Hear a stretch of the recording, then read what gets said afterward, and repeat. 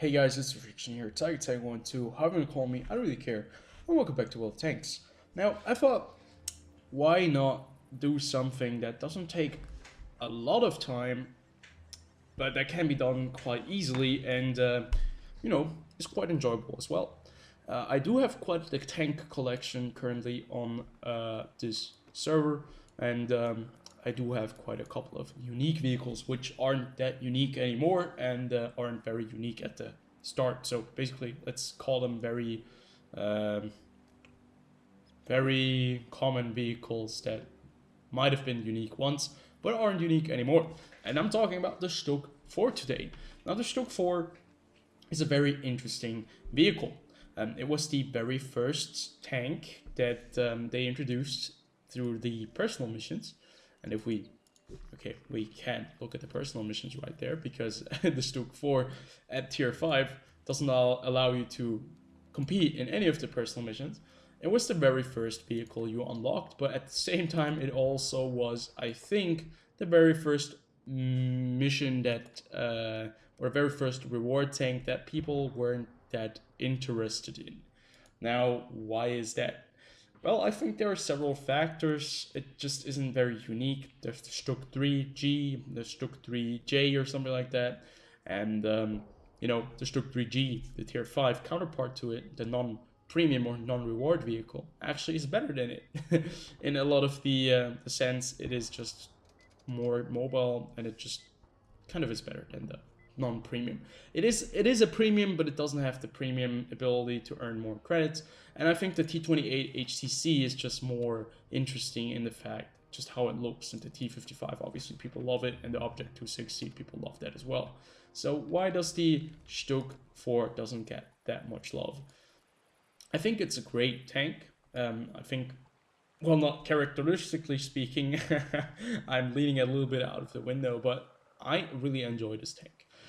It has a very unique look to it, and if you're a little bit interested in tank history or history in general, you will know that this is kind of a hybrid between a Stug 3 and the Panzerkampfwagen 4, which is the German medium tank at tier 5 in the game at least. And it has like the hull, or at least the suspension of the Panzerkampfwagen 4 and, the hull of a Stug 3.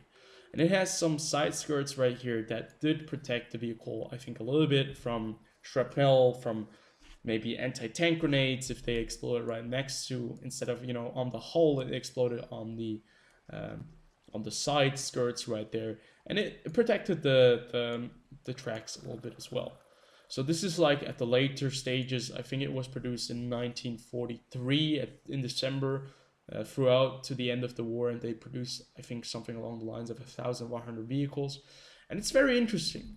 In the game, it has the 75mm Stug 40 L48 gun, which doesn't get the best penetration with standard rounds, but it has a very, very high rate of fire. It does shell out every 3 seconds, and that's pretty damn neat.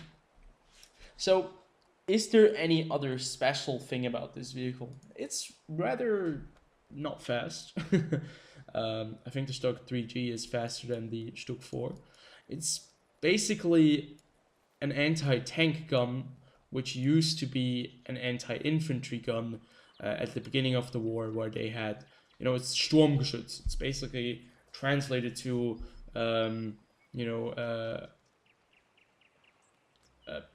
oh god, how do I translate it?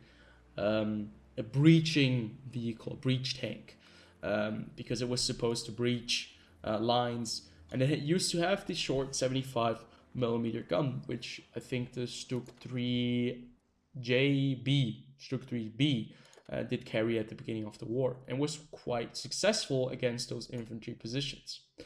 They usually, at least, well, the Stug 3s and the Stug 4s, they needed infantry support at the same time, because against infantry, this vehicle with no turret was probably not the most suitable vehicle, and thus they always needed to have infantry support, but they were also quite good against defensive positions.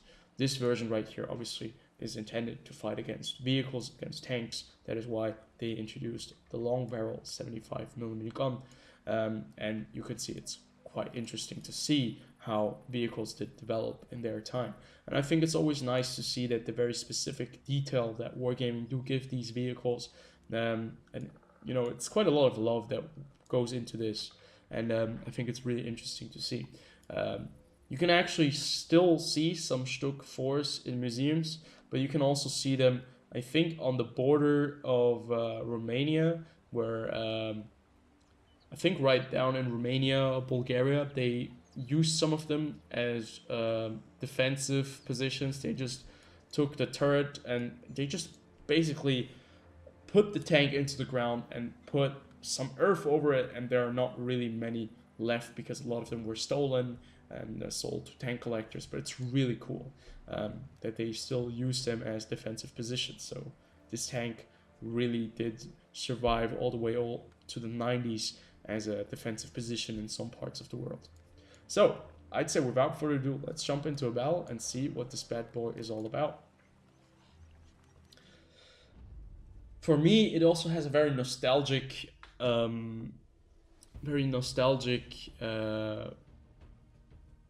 undertone, because this vehicle was the very first personal mission vehicle that I unlocked. And I unlocked it quite quickly, I think after 2 weeks after they released the missions, which were unlocked, I think, somewhere along around the line of 2014-15. And it's pretty damn cool. Yeah, at tier 5, it certainly can do some damage.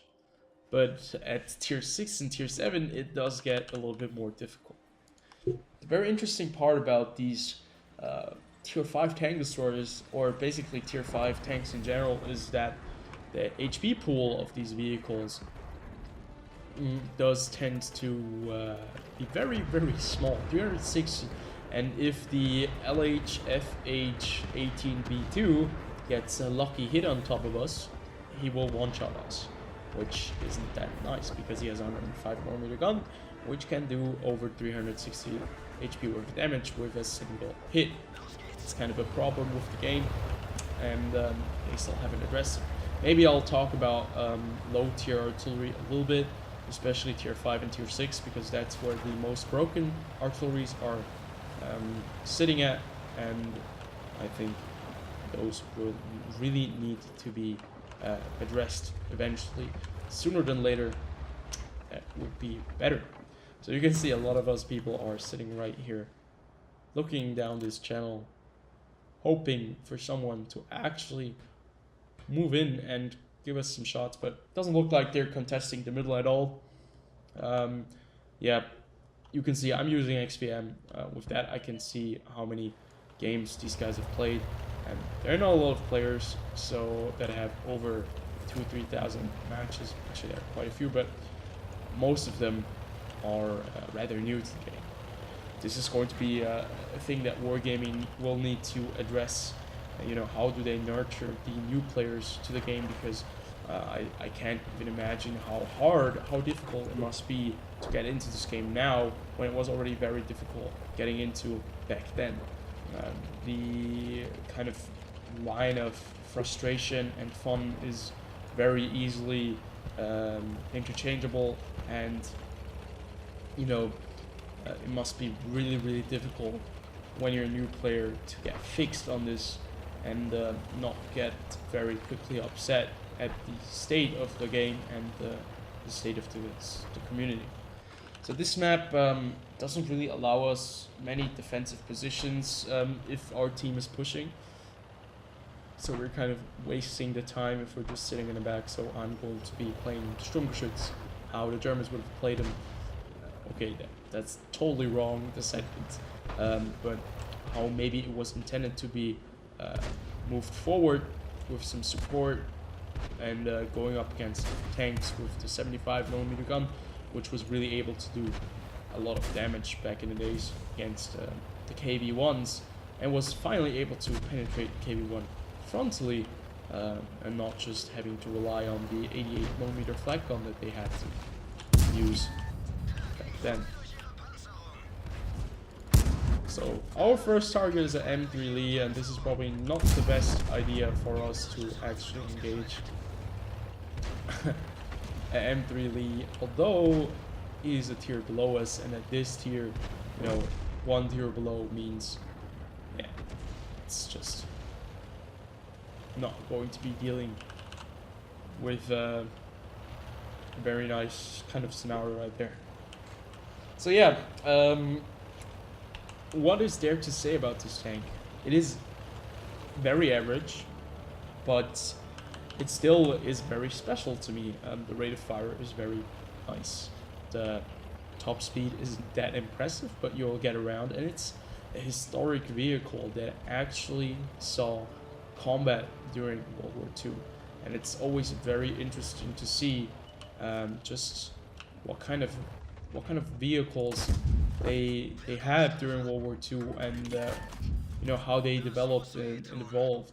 But you know, it's always important to see these vehicles were meant, you know, to fight other humans, and this is such an abstract thought for me, because we're kind of playing a game that's based on the biggest conflict in history, and I'm not even sure. It sounds so surreal if you're kind of looking at it, that it now is part of human entertainment, and quite successfully so.